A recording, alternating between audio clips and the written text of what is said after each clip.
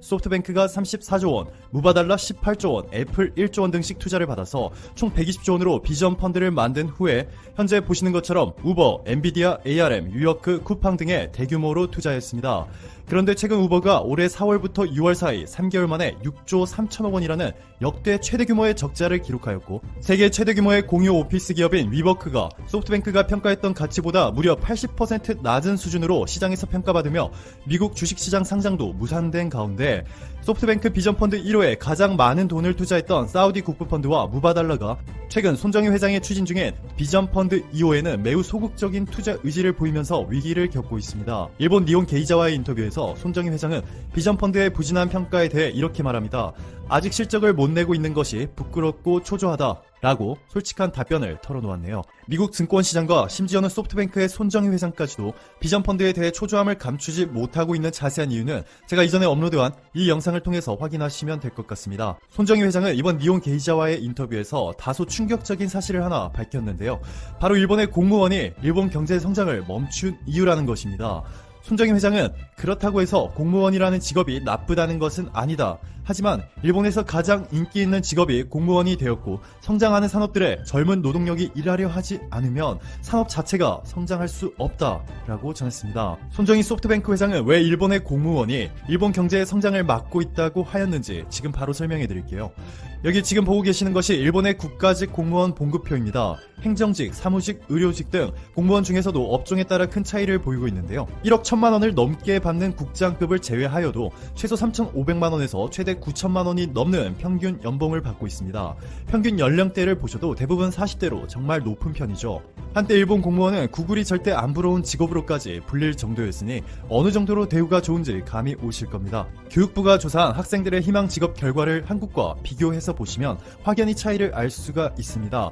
지금 보시는 표가 바로 한국 학생들의 희망 직업 상위 10개인데요. 2012년까지는 공무원이 한국 고등학생의 희망 직업 3위였지만 2016년부터 완전히 사라져버렸습니다. 순위권에 전혀 들지 못하고 있죠. 교사는 10년 이상 1위를 지키고 있고, 간호사, 과학자, 연구원, 기술자, 건축가, 의사, 보안 전문가, 교수, 학자, 승무원 등의 상위 랭크를 차지하였습니다. 반면에 일본은 어떨까요? 여기 먼저 왼쪽에 일본 남자 고등학생들의 희망 직업 1위가 IT 프로그래머, 2위 엔지니어, 3위 게임 크리에이터, 4위가 공무원입니다. 공무원을 희망하는 학생 비중이 무려 11.8%나 되죠. 일본 여자 고등학생은 1위가 공무원입니다. 18.8%로 간호사, 가수, 교사, 디자이너 등보다 압도적으로 높은 1위. 어느 국가에서도 볼 수 없는 참 특이한 구조죠. 손정희 소프트뱅크 회장이 지적하는 부분이 바로 이겁니다. 학생들이 이렇게 비정상적으로 공무원이 되기 위해서 청춘을 바치다 보니 혁신이 필요한 기업들에서 뽑을 인재가 심각하게 부족한 것이죠. 손 회장은 일본이라는 섬나라가 완전히 잊혀질 수도 있을 것 같다는 생각이 든다면서 일본 경제가 30년간 멈춰있는 상태라며 일본인들이 공무원에 집착하는 현상을 작은 마을의 작은 평화라고 표현하였네요.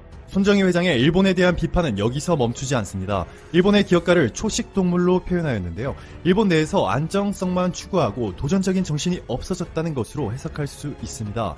또한 대부분의 일본 학생들도 유학을 가려는 의지조차도 없고, 기업가들도 해외로 진출할 생각이 없다고 말하고 있습니다. 실제로 일본의 상위 기업들을 보시면 토요타를 제외하고 NTT, KDDI 등 내수 시장에 의존하는 기업들이 참 많은데요. 해외 투자에 적극적인 회사라고는 소프트뱅크뿐이죠. 한국의 상위 10개 기업을 보시면 삼성전자, SK하이닉스, 현대차, 네이버, 현대모비스, 셀트리온, 삼성바이오로직스, LG화학, LG생활건강, 신한지주로 신한지주를 제외하면 모두 해외 매출 비중이 절대적으로 높습니다. 일본과는 완전히 반대인 상황인 것이죠. 손정희 회장이 말한 것처럼 이렇게 일본인들의 초식동물적인 태도 때문에 몰락한 대표적인 일본 기업이 바로 샤프입니다. 샤프의 주식 차트만 봐도 그동안 무슨 일을 겪었는지 대충 보이시죠? 샤프 주식 한 주에 25만원이 넘었었는데요. 지금은 만원에 불과합니다. 25분에 1토막이 난 것이죠. 만약 여러분이 11년 전에 전 재산이었던 1억으로 샤프 주식을 전부 사서 묻어두었다면 지금 여러분의 잔고는 1억이 아니라 400만원이 남아있을 겁니다. 일본의 대표적인 대기업 중 하나였던 샤프가 왜 이렇게 되었는지, 손정희 회장이 말한 초식동물적인 기업가들의 태도와 어떠한 관련이 있는지 지금 바로 알려드릴게요. 하야가와 도쿠지, 가난한 가정에서 태어나 어머니가 돌봐줄 여건이 안 돼 심지어 다른 가정에서 구박을 당하며 자랐습니다. 그런데 이렇게 생긴 연필, 우리는 이를 샤프펜이라 부르죠. 샤프펜을 최초로 개발하였고 당시 금박을 입히면 7엔, 은박 3엔, 니켈 1엔씩 판매하였는데요. 하야가와 도쿠지는 이를 하야가와 기계연필이라고 불렀습니다. 이후 샤프라는 회사를 차리고 그가 만든 라디오가 중국을 비롯한 해외에서 그야말로 대박을 기록하였고 1953년에는 일본에서 최초로 지금 보시는 이 샤프 TV를 공개하였습니다. 가격은 17만 5천엔에 판매되었는데요. 당시 일본에서 고등학교 졸업자의 월급이 5,400엔이었던 점을 고려한다면 말도 안 되게 높은 가격이었습니다. 그런데 몇 년 후 생산 효율성이 올라가 생산 가격이 낮아지고 일본인들의 월급도 빠르게 증가해 샤프라는 회사의 가치는 그야말로 수직 상승하였습니다. 2000년대 중반까지는 초호황기를 누렸죠. 그런데 위기는 바로 이때부터 시작하였습니다. 바로 한국의 삼성과 LG가 혜성처럼 등장해 이들의 LCD TV 기술력을 압도적인 차이로 추월하였는데요. 글로벌 시장에서 삼성과 LG에게 완전히 패배하였음에도 샤프는 전혀 위기의식을 갖지 않았습니다. 위기라고 생각조차 하지 않은 것이죠. 그 이유가 바로 일본 내수 시장 때문인데요. 일본에서는 당시 일본 정부가 자국 기업들에게 보조금을 지급하였기 때문에 삼성이나 LG 제품들보다 저렴하게 판매할 수 있었던 것이죠. 그런데 어느 날 일본 정부가 이 보조금을 멈춰버렸는데요. 어떻게 되었을까요? 매출액이 75% 폭락하였습니다. 4분의 1 토막이 난 것인데 이때는 이미 샤프는 돌이킬 수 없는 강을 건너버린 후죠. 여러분들도 아시다시피 애플이 아이폰과 아이패드를 대신 생산해달라고 맡기는 곳이 바로 폭스콘입니다. 폭스콘을 보유한 흉하이 그룹이 2012년에 샤프에 9,150억 원을 투자하였고 최대 주주가 되었죠. 그로부터 4년 뒤인 2016년에 결국 샤프는 4조 원의 대만의 흉하이 그룹에 완전히 팔려버렸습니다. 이런 식으로 해외에 팔리거나 최대 주주 자리를 해외에 빼앗겨버린 일본 기업들이 한둘이 아닙니다. 미국에서 원전 사업 한번 잘못 건드려 수조 원대의 적자를 낸 도시바는 결국 과감한 투자보다는 안정을 택해 백색 가전 사업을 중국의 가전업체인 메이디에게 넘겨버렸죠. 이뿐만이 아닙니다. 파나소닉의 백색 가전 사업 부문도 중국의 하이얼에 넘어갔고 도시바의 PC 사업부도 대만의 흉하이 그룹에 이미 팔려간 샤프에 인수당했습니다. 도시바는 급기야 미래성장 동력이 매우 높다고 평가되는 낸드 플래시 메모리 사업부도 팔아버렸는데요. 한국의 SK하이닉스가 포함된 한미일 컨소시엄이 이를 인수하였습니다.